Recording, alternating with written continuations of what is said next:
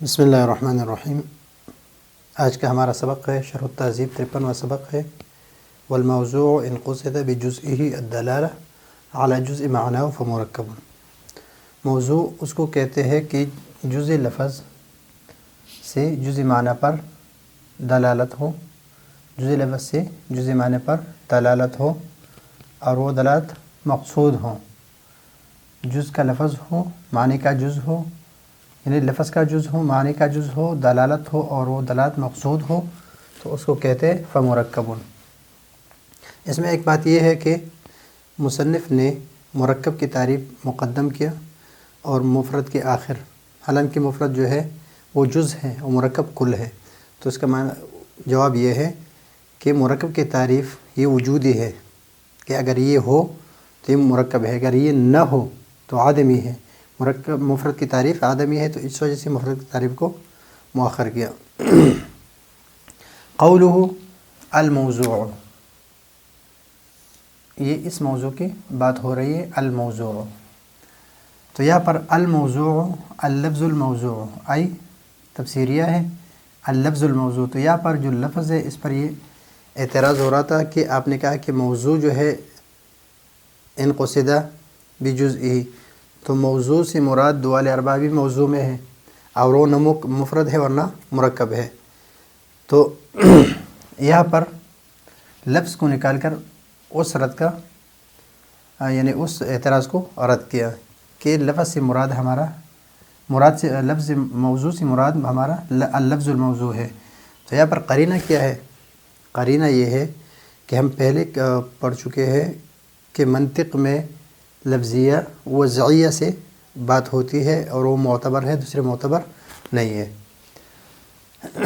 ابھی یہاں پر آپ یہ سمجھے کہ مرکب کے لیے 4 شرطیں ہیں، 4 شرطیں اور 4 قیود ہیں مرکب کے لیے۔ نمبر 1 لفظ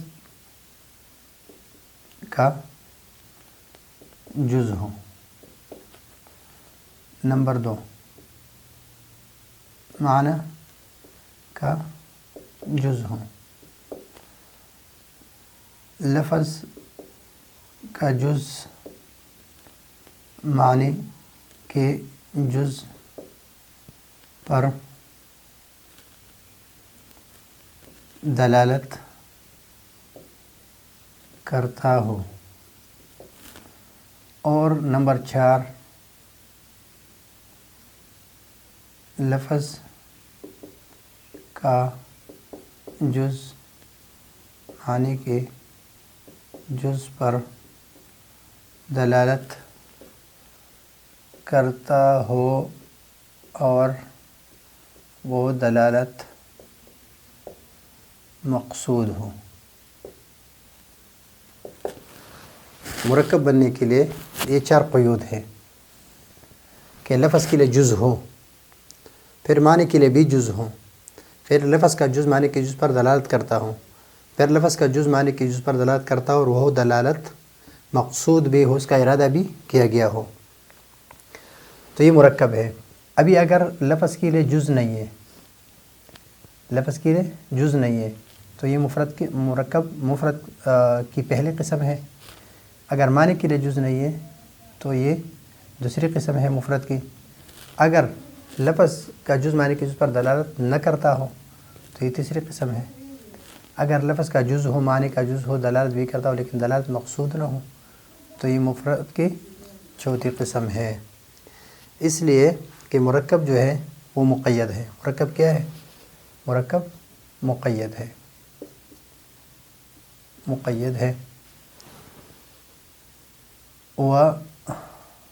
برفع کل قید، برفع قید يتحقق رفع المقید۔ ہر قید کے رفع سے مقید رفع، یہ جو ہے رفع مقید جو ہے وہ متحقق ہوتا ہے۔ کہ جس طرح ہم اگر لفظ کے لیے جز ہو تو لیکن معنی کے لیے جز نہ ہو، لفظ کے لیے جز نہ ہو، یا لفظ کے لیے جز ہو لیکن معنی کے لیے جز نہ ہو، یا معنی لفظ کے لیے بھی جز ہو معنی کے لیے بھی جز ہو لیکن دلالت نہ ہو، لفظ کے لیے جز ہو اور معنی کے لیے جز بھی ہو اور دلالت بھی ہو لیکن وہ دلالت مقصود نہ ہو، تو یہ چاروں قسمیں کس کی بنے؟ مفرد کی۔ اگر یہ چاریں شرطیں ہے تو پھر یہ کیا ہے؟ مرکب ہے۔ تو ان اریدہ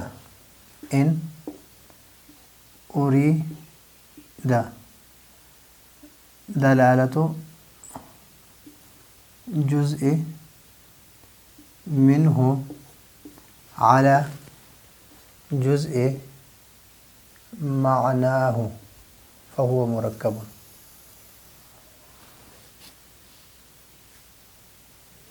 اگر دلالت کیا ہو؟ جزء لفظ جزء معنی پر دلالت کا ارادہ کیا گیا ہو تو وہ مرکب ہے۔ جزء لفظ سے جزء معنی پر دلالت کا ارادہ کیا گیا ہو، جزء لفظ سے جزء معنی پر دلالت کا ارادہ کیا گیا ہو تو مرکب ہے۔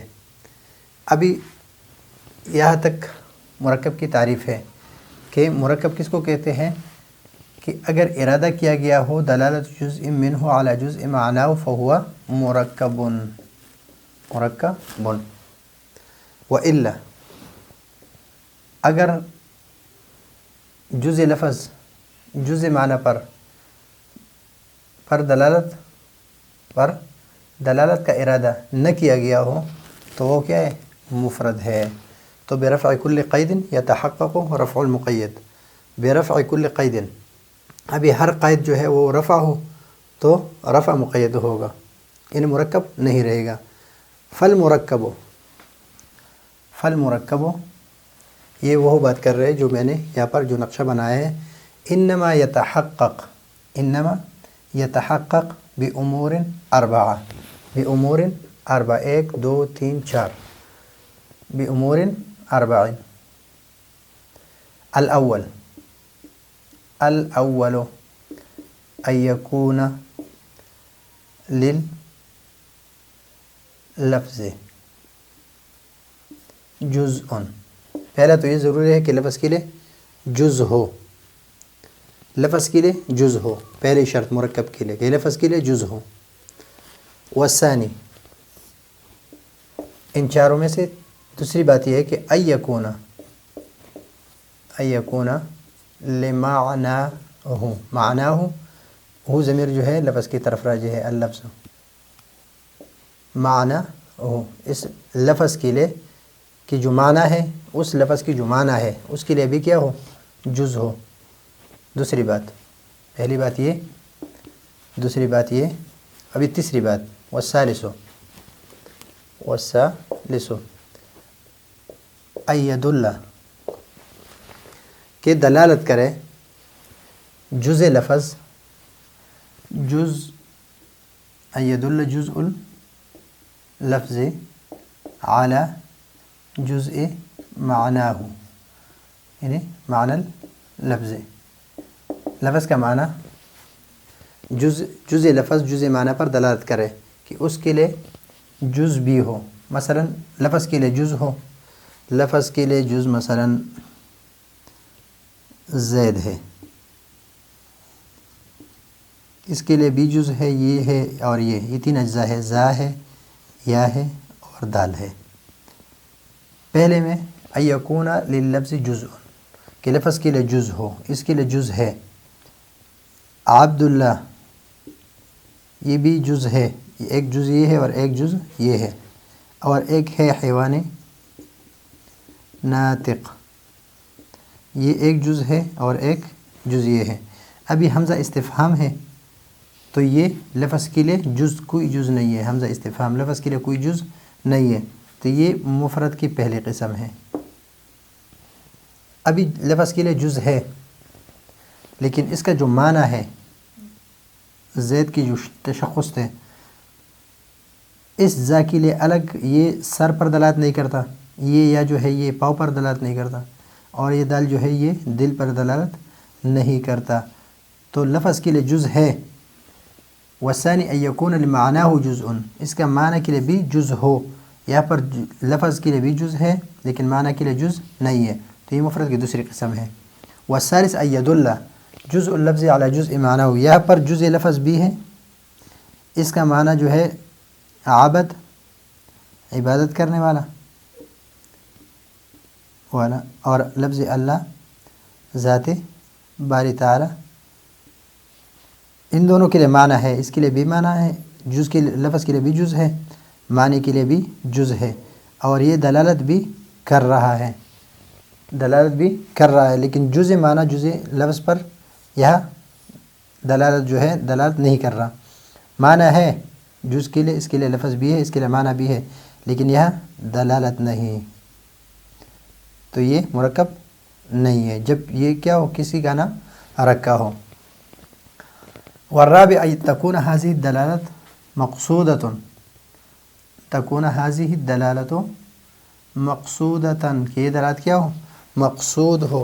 یہاں پر جز بھی ہے، اس کے لیے یہ جاندار پر دلالت کرتا ہے اور یہ ناطق پر دلالت کرتا ہے.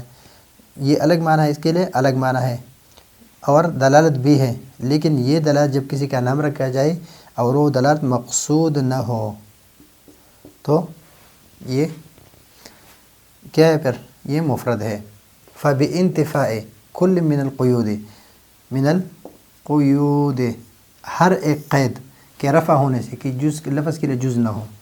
الاربعہ قیود الاربعات، من القیود الاربعات یتحقق المفرد، مفرد جو ہے وہ متحقق ہوگا کہ اگر لفظ کا جز نہ ہو.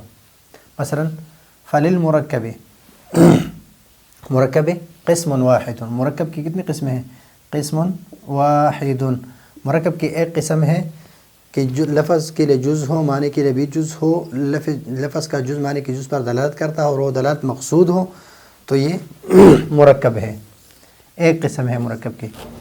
اور اگر یہ شرط نہ ہو تو یہ مفرد کی ایک قسم، یہ نہ ہو تو مفرد کی دوسری قسم، یہ نہ ہو تو مفرد کی تیسری قسم، اور یہ نہ ہو تو مفرد کی چوتھی قسم. وللمفرد مفرد اقسام اربع. الاول ما لا يكون جزء لللفظ، کہ لفظ کے لیے کوئی جز نہ ہو، نحو حمزہ استفہام، اس طرح یہ ابھی کوئی جز نہیں ہے، نحو حمزۃ الاستفہام، حمزۃ الاستفہام، اس کے لیے لفظ کے لیے کوئی جز نہیں ہے، لفظ صرف ایک ہی ہے آ بس. والثانی ما لا جزء لمعناه، لفظ کے لیے جز ہو، زا ہے، یا ہے اور دال ہے، لیکن اس زا کا الگ کوئی معنی نہیں ہے، اس یا کا الگ کوئی معنی نہیں ہے، یہ دال الگ کوئی معنی نہیں ہے کہ یہ اپنے اپنے معنی پر دلالت کرے، کہ زا سر پر دلالت کرے یا فا پر دلالت کرے اور دال دل پر، اس طرح کوئی نہیں ہے. والثالث جز لفظ ہوں، جز لفظ ہے، یہ جز ہے اور ایک یہ جز ہے، اس جز کا الگ معنی ہے اور اس جز کا الگ معنی ہے، لیکن یہ جب کسی کا نام رکھ دیا جائے تو عبداللہ، اگر یہ عالم نہ ہو، عبداللہ سے مراد اللہ کا بندہ ہو، تو یہ پھر کیا ہے، یہ مرکب ہے. لیکن یہ کسی کا نام رکھ دیا جائے تو عبداللہ یہ ایک شخص معین کے لیے نام رکھ دیا، شخص معین کے لیے نام رکھ دیا، تو عبد جو ہے یہ اس کے سر یا پاؤں پر دلالت نہیں کرتا، لفظ اللہ جو ہے یہ کسی جز پر اس کی دلالت نہیں کرتا، بلکہ عبد کا الگ معنی ہے، اللہ کا الگ معنی ہے، لیکن یہ لفظ معنی پر، اپنے معنی پر دلالت نہیں کرتا، اور یہ اپنے معنی پر دلالت نہیں کرتا.